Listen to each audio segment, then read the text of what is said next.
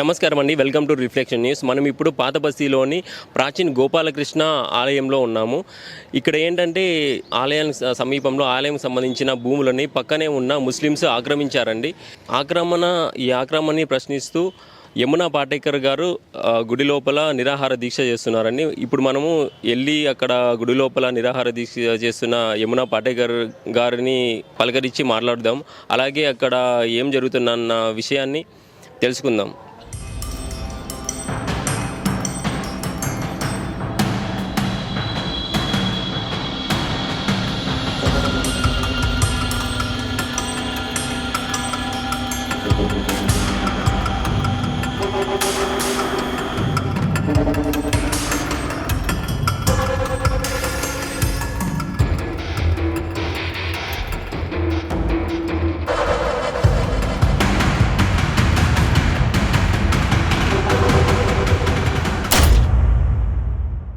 నమస్కారం అండి యమునా పాటేకర్ గారు. అసలు ఇక్కడ ఏం జరుగుతుంది? ఈ ఆలయాల భూమిని ఎందుకని కబ్జా చేస్తున్నారండి ఇక్కడ? ఈరోజు ఎంక్రోచర్స్ ప్రభుత్వాన్ని ఛాలెంజ్ చేస్తున్నారు, సిస్టమ్ని ఛాలెంజ్ చేస్తున్నారు. మేము యథేచ్ఛగా ఎంక్రోచ్ చేసుకుంటాం, మీరు ఏం చేస్తారు? మీ ప్రభుత్వం ఏం చేస్తుంది? మీ అధికారులు ఏం చేస్తారు? మీ అధికార యంత్రాంగం మమ్మల్ని ఏం చేయగలుగుతుంది అని నిలదీస్తున్నారు. ఈరోజు ఇక్కడ పరిస్థితి మన దేశంలో ఉన్నట్టు లేదు, మన దేశంలో ఉన్న వ్యవస్థలా లేదు. ఎందుకు ప్రజలు భయభ్రాంతులకు గురవుతున్నారు? ఎందుకు ఇక్కడ ఆలయ పూజారిని బెదిరిస్తున్నారు? చంపుతామని ఎందుకు బెదిరించాల్సి వస్తుంది? ఎక్కడుంటున్నాం మనం? ఏ ప్రదేశంలో ఉన్నాం? భారతదేశంలో ఉన్నామా, లేకపోతే పాకిస్తాన్లో ఉన్నామా, బంగ్లాదేశ్లో ఉన్నామా? మనం ఎక్కడైతే మన హిందువులు ఎక్కడైతే అధిక సంఖ్యలో ఉన్నారో అక్కడ అన్య మతస్థుల ప్రార్థనా స్థలాలు దేదీప్యమానంగా వెలుగుతున్నాయా లేదా? ఉన్నాయా లేదా? ఉన్నాయి, బేషుగ్గా ఉన్నాయి. మసీదులు హాయిగా ఉన్నాయి, చర్చిలు హాయిగా ఉన్నాయి. యథేచ్ఛగా ఎటువంటి భయం లేకుండా ప్రశాంతంగా వెళ్ళి చేసుకుంటున్నారు కదా. మరి అన్యమతస్థులు అధికంగా ఉన్న చోట హిందూ దేవాలయాలకు ఎందుకు ఈ దుస్థితి? ఎందుకు గంట కొట్టకూడదు? ఎందుకు ఆలయాలు తెరవకూడదు? ఎందుకు అర్చకుడిని బెదిరించడాలు? ఎందుకు భక్తులు రాకపోకలకి లేదు? ఎందుకు డోర్లు మూసేసి ఉంటాయి? ఎందుకు వాహనాలు అడ్డుపెట్టి ఉంటాయి? ఎందుకు ఇలాంటి దుస్థితి ఉన్నదనే మన పరిస్థితి. ఈరోజు మనం చూస్తూ ఉంటే మనం ఉన్నది ప్రాచీన గోపాలకృష్ణ ఆలయం. ఇది 1700 సంవత్సరాల పురాతనమైన ప్రాశస్త్యమైన అద్భుతమైన కట్టడం. దీనికి ఎంతో సుదీర్ఘమైన చరిత్ర ఉంది. అనేక దాడులు కూడా జరిగినప్పుడు ఈ మందిర లోపలికి ప్రాంగణం లోపలికి రాలేకపోయారట. ఒక అద్భుతమైన మహాకాల సర్పం దీన్ని ఎప్పుడూ ప్రొటెక్ట్ చేస్తూ ఉండేదట. అలాంటి అద్భుత కథనాలు ఈ గుడికి ఉంది. 40 సంవత్సరాలుగా చీకట్లో మగ్గిపోతా ఉన్నది. కొంతమంది ప్రైవేట్ యాజమాన్య చేతుల్లో అలా అడప స్వామివారికి ఏదో కొద్దిగా, కానీ అసలు ఇక్కడ గుడి ఉంది అనే ఆనవాళ్ళు తెలియదు. మనము ఎప్పుడైతే పురాతన ఆలయాలు పాత బస్తీ అని చెప్పుకోబడుతున్న మన ప్రాచీన మహానగరంలో ఆలయాలు ఒకటి వెలిక్కి తీసి వాటి ప్రాశస్త్యం చెప్పుకుంటూ ఎలా అన్యాక్రాంతం అవుతున్నాయి దానికి సంబంధించిన ఆధారాలతో బయటికి తీసుకొచ్చి అటు ప్రభుత్వ యంత్రాంగాన్ని చైతన్యపరుస్తూ అప్రమత్తం పరుస్తూ ఆ బయటికి వెలిక్కి తీసే ఒక ప్రయత్నం మనం చేస్తున్నాం. ఎందుకని రేవంత్ రెడ్డి గవర్నమెంట్ ఇలా నిమ్మకు నీరు పెట్టిన లాగా వ్యవహరిస్తుందని మీరు భావిస్తున్నారు? ఇక్కడ ప్రజలు ఎన్నుకోబడే ప్రభుత్వాలు ప్రజల ఒక అభిష్టాన్ని గౌరవించాలి. అది ఏ ప్రభుత్వమైనా, irrespective of any political party. Democratic కంట్రీలో మనకి ఈరోజు రైట్ టు వర్షిప్ అనేది మనకి కాన్స్టిట్యూషనల్ రైట్. ఇది కులానికి మతానికి అతీతంగా కాన్స్టిట్యూషన్ అందరికీ ఈక్వాలిటీ ఇస్తోంది. ఇందాక మీతో అదే చెప్పా. ఎక్కడైతే హిందువులు అధిక సంఖ్యలో ఉన్న చోట దేదీప్యమానంగా అన్యమతస్థుల ప్రార్థనా స్థలాలు వెలుగుతున్నాయో, మరి అన్యమతస్థులు అధికంగా ఉన్న చోట మన హిందూ ఆలయాలకి ఎందుకు ఈ దుస్థితి? ఒకవేళ దాన్ని ప్రశ్నిస్తే దాన్ని కమ్యూనల్ అనే బూచి ఎందుకు చూపిస్తున్నారు? ఇది ఎక్కడి న్యాయం? ఇది ఎక్కడి ఈక్వాలిటీ? రాజ్యాంగం ఉందా లేదా? మన దేశంలో ఉన్నామా లేదా? నేను ఎక్కడో గురించి చెప్పటం లేదు. మన హైదరాబాద్ మహానగరంలో హైటెక్ సిటీ, రైట్, ఇంతటి ఆధునిక సిటీలో ఈ యొక్క సిటీ గురించి నేను మాట్లాడుతున్నా. మన భాగ్యనగరంలో ఇది ఒక తపోభూమి అని ఎంతమందికి తెలుసు? ఎక్కడో ఉత్తరాఖండ్లో తపోభూమి అంటాం కదా. ఒక్కసారి మన చరిత్ర పుటమిలోకి వెళ్ళి తొంగి చూస్తే హైదరాబాద్ అనే ఈ నగరానికి ఎంత ప్రాశస్త్యం ఉంది. ఇదొక కల్చరల్ సిటీ, ఇదొక హెరిటేజ్ సిటీ, ఇదొక తపోభూమి. ఎందుకంటే ఈ ప్రాంగణంలో మీరు ఏ టచ్ చేసినా మహర్షులు మునులు తపస్సులు ఆచరించారు. ఇక్కడ తపస్సు సాధన చేశారు. ఇప్పుడు ఉంటున్న ఈ ప్రాంగణంలో కూడా జీవ సమాధులు ఉన్నాయి గురువులవి. ఇక్కడ తపస్సు చేసి జీవ సమాధి పొందారు. సాక్షాత్తు శ్రీకృష్ణ పరమాత్ముడి యొక్క విగ్రహాన్ని మీరు చూడండి, 1700 సంవత్సరాలు. ఎంత పురాతనమైన కట్టడం. పక్కనున్న ఇస్లామిక్ దేశాలలో కాంబోడియా, మలేషియా, ఇండోనేషియా లాంటి ఇస్లామిక్ నేషన్స్లో మన ఆలయాలు కట్టడాలన్నీ చాలా చారిత్రాత్మకంగా చూసుకుంటుంటే, మనము మన భారతదేశంలో, మన తెలంగాణలో, మన తపోభూమి అయిన మన భాగ్యనగరంలో, ఎంతో ప్రాశస్త్యం ఉన్న ఈ మహానగరంలో ఉన్న మన ఆలయాలను, మన సంస్కృతికి చిహ్నాలైన మన ఆలయాలను కాలరాస్తున్నాము. ఈ హక్కు ఎవరిచ్చారు? మనకి మన పూర్వీకులు ఇచ్చిన ఆస్తులివి, ప్రతీకలు. దీన్ని కాలరాసే ఎవరిచ్చారు? నిజాముల కాలంలోనే ఇదే ప్రాచీన మహానగరంలో అనేక దేవాలయాలకు నిజాములు భూములు ఇచ్చారు, మాన్యాలు ఇచ్చారు, దగ్గరుండి విగ్రహాలు పెట్టించారు. నిజాముల టైంలో మన ఆలయాల్ని గౌరవించారు.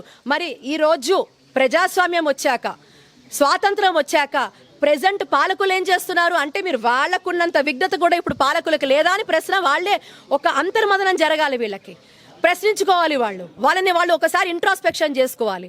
అప్పుడు బాగానే ఉన్నాయిగా, మాన్యాలు ఇచ్చారుగా, అప్పుడు వాళ్ళే బాగా చూసుకున్నారుగా, బ్రహ్మోత్సవాలు చేశారుగా, భూములు ఇచ్చారుగా, బ్రాహ్మణులకి అర్చకులకి ఎంతో మాన్యాలు ఇచ్చారుగా, మన ఆలయాలు వెలిగాయిగా. మరి ఇప్పుడున్న పాలకులు ఎందుకు నిర్లక్ష్య ధోరణి అంటే, ఇది మతం కాదు, ఇది కావాలని కుట్రపూరితంగా సనాతన ధర్మం మీద జరుగుతున్న దాడి. ఎవరు చేస్తున్నారు, ఎందుకు చేస్తున్నారు? కానీ ఒకటి గుర్తుపెట్టుకొని, సనాతనం అంటేనే ఆది అంతము లేనిది. దీన్ని ఎవ్వరూ నిర్మూలించలేరు, దీన్ని ఎవ్వరూ ఏమీ చెయ్యలేరు. ఎవరైనా దీని జోలికి వస్తే వాళ్ళు పటాపంచలైపోతారు. ఇది తథ్యం.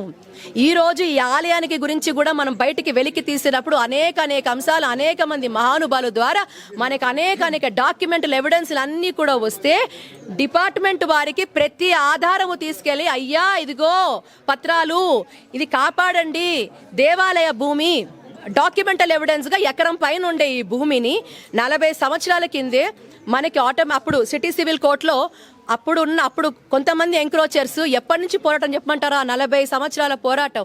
అప్పుడు కూడా దీని మీద కేసులు వేశారు. ఇది ఆస్తులు లాక్కోవడానికి ఎంక్రోచర్స్ చూస్తే సిటీ సివిల్ కోర్టులో, హైకోర్టులో వాళ్ళకి చేదు అనుభవం ఎదురైంది. అంటే 2 కేసులు కూడా డిస్మిస్ అయ్యాయి ఎంక్రోచర్స్కి. వాళ్ళకి అనుకూలంగా కాకుండా వాళ్ళకి అగెయిన్స్ట్గా తీర్పు వచ్చింది. మీరు తప్పు చేస్తున్నారు. ఈ దేవాదాయ ధర్మాదాయ శాఖ ఉమ్మడి రాష్ట్రంలో వాళ్ళకి అనుకూలంగా తీర్పు వచ్చింది. మరి అప్పుడు డిపార్ట్మెంట్ ఏం చేయాలండి? ప్రొటెక్ట్ చేసుకోవాలా? ఎందుకు నిర్లక్ష్యానికి వదిలేశారు?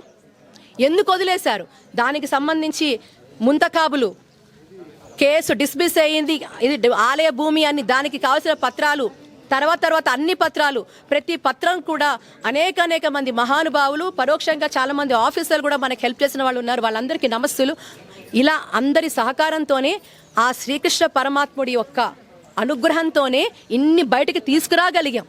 అంటే స్వామి కృప ఉంది కాబట్టి, స్వామి ఉన్నాడు కాబట్టి ఇవి జరుగుతూ వచ్చాయి. ఇవన్నీ తీసుకెళ్ళి డిపార్ట్మెంట్కి వెళ్ళి, అయ్యా ఇంప్లీడ్ అవ్వండి అన్నాం. తర్వాత పక్కనున్న ఎంక్రోచరు వాడికి ఎంత ధైర్యం అండి? వాడికి ఎక్కడ ఒక హౌస్ నెంబర్ ఎట్లా సృష్టిస్తాడు? వీళ్ళకి కరెంటు బిల్లు అట్లా వస్తాయి, వీళ్ళకి డోర్ నెంబర్లు ఎవరు ఇస్తున్నారు?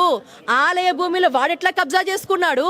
కబ్జా చేసుకొని 2.5 నెలలుగా మేము అప్లికేషన్లు, రిప్రజెంటేషన్లు, ప్రతి డిపార్ట్మెంట్ తొక్కని గుమ్మం లేదు, అడగని ఆఫీసర్ను లేదు, టచ్ చేయని డిపార్ట్మెంట్ లేదు, ఆఫీసర్ లేదు. ఇంతమందిని మళ్ళీ అనేక కార్యక్రమాల ద్వారా పెద్దలతో, ఉద్దండులతో, అనేక మంది అనుభవజ్ఞులతో కూడా దీని గురించి చర్చ చేస్తూ ఎన్నో రకాలుగా మనం దీన్ని పంపిస్తున్నా కూడా చలనం లేని ప్రభుత్వాన్ని ఏమనాలి? ఏంటి నిర్లక్ష్య ధోరణి? వాడు ఎంక్రోచర్కి ధర్మం లేదండి, వాడు అధర్మం మీద ఉంటాడు. వాడికి ఏ ధర్మంతో సంబంధం లేదు, ఏ మతంతో సంబంధం లేదు. వాడి ప్యూర్లీ వాడు ఒక ఎంక్రోచర్, ఒక యాంటీ సోషల్ ఎలిమెంట్. వాడు ఈరోజు సిస్టమ్ని, ప్రభుత్వాన్ని, డిపార్ట్మెంట్స్ని నువ్వు ఏం చేస్తావురా అని క్వశ్చన్ చేస్తున్నాడు. ఇది దుర్మార్గమా కాదా? ఇది ఈరోజు ఈ దుస్థితి. మరి ఇంతటి ప్రాశస్త్యం ఉన్న ఈ ఆలయానికి తప్పకుండా ఈరోజు మనం అడుగుతున్నాం. మేము అన్ని ప్రయత్నాలు చేసాం. As a law abiding citizen ప్రతి ప్రయత్నం చేసాం. ఆఖరి ప్రయత్నంగా స్వామి వారి పాదాలు ఆశ్రయిస్తూ ఈ గుడి ఎంక్రోచ్మెంట్ గనక తొలగించకపోతే ఆమరణ నిరాహార దీక్ష చేస్తాము. మా సమాధి మించే వాడు ఎంక్రోచ్ చేయాలి.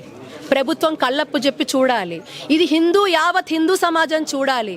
ప్రభుత్వాల మౌనం, హిందూ సమాజం మౌనం, సనాతిని అని చెప్పుకుంటున్న వాళ్ళ మౌనం ఈ రోజు పరిణామం ప్రతి ఒక్కరు చూడాలి.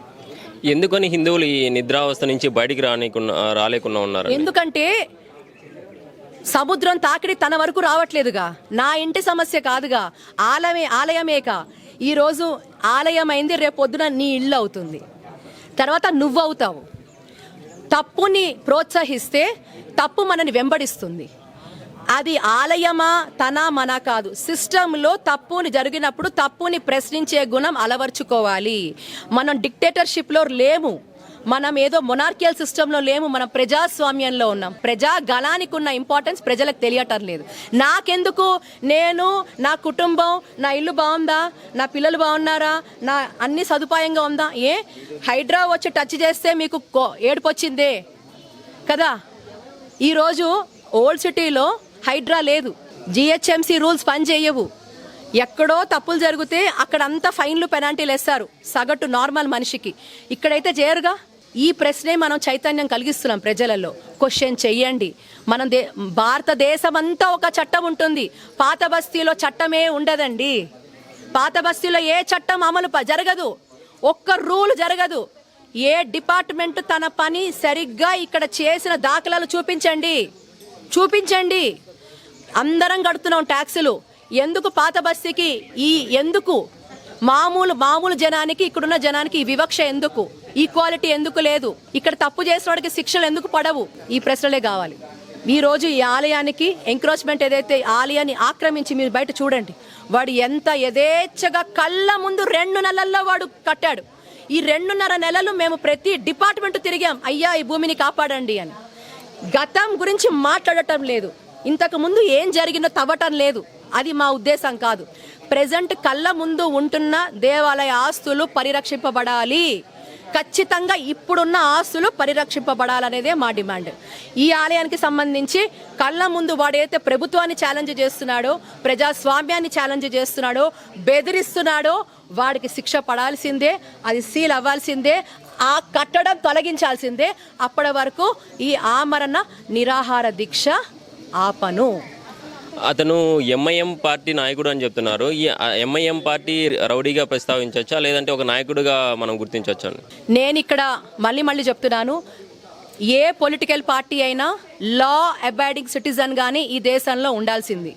ఏ పార్టీతో మనకు సంబంధం లేదు. ఏ పొలిటికల్ పార్టీ అయినా ఆ పొలిటికల్ పార్టీ నాయకులు they are representing all people irrespective of caste, creed, religion. ఏ పొలిటికల్ నాయకుడైనా, ఏ పొలిటికల్ పార్టీ నాయకులైనా వాళ్ళు ఏ మతాన్నో ఏ కులాన్నో వాళ్ళు నిర్దేశించి పరిపాలించకూడదు. అది రాజ్యాంగ విరుద్ధం. ఎవరైనా సరే. కాబట్టి వాళ్ళు ఎంపీలైనా ఎమ్మెల్యేలైనా ఏ పార్టీ అయినా కూడా వాళ్ళు అన్నిటికీ అతీతంగా ప్రజాస్వామ్యాన్ని గౌరవిస్తూ, మన రాజ్యాంగాన్ని లోబడి, రాజ్యాంగానికి కట్టుబడి, రాజ్యాంగాన్ని గౌరవిస్తూ, రాజ్యాంగాన్ని అనుసరిస్తూ అందరికీ సమదృష్టితో సమన్యాయంతో పరిపాలన చేయాలి. కాబట్టి అలాంటి వాళ్ళ పరిపాలనలో ఇలాంటి దుస్సంఘటనలు జరిగితే ఏ రాజకీయ పార్టీ నాయకులైనా దాన్ని ఖండించాల్సిందే. ఖండించకపోతే ప్రజాస్వామ్య దేశంలో ప్రజలు ఊరుకోరు. అది ధర్మ విరుద్ధం. రెండే ఉంటాయి. పొలిటికల్ పార్టీతో సంబంధం లేదు. మీరు ధర్మాన్ని సపోర్ట్ చేస్తున్నారా, అధర్మాన్ని సపోర్ట్ చేస్తున్నారా? మతాన్ని, కులాన్ని కాదు. మీరు ఈక్వాలిటీని సపోర్ట్ చేస్తున్నారా? ధర్మము అధర్మము రెండే ఉంటాయి.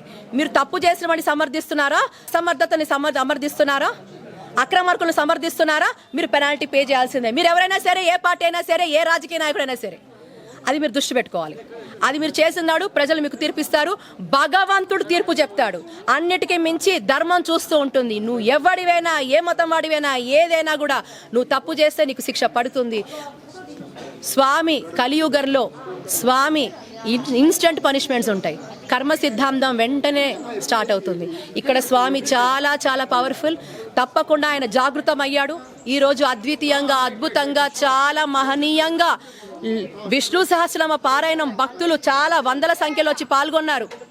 భగవద్గీత పారాయణం చేసుకున్నాం స్వామివారిది. దేదీప్యమానంగా హనుమాన చాలీస చేసుకున్నాం, లలిత చేశాం. ఈరోజు దేదీప్యమానంగా స్వామి జాగృతం అయ్యాడు. తప్పకుండా సుదినాలే, మంచి రోజులే. ఇక మీద ఇది పాత బస్తీ కాదు, ఎంతో ప్రాశస్త్యం ఉన్న ప్రాచీన మహానగరంగా, దేదీప్యమానంగా, తపోభూమిగా ఇది చరిత్రలో వెలగబోతోంది.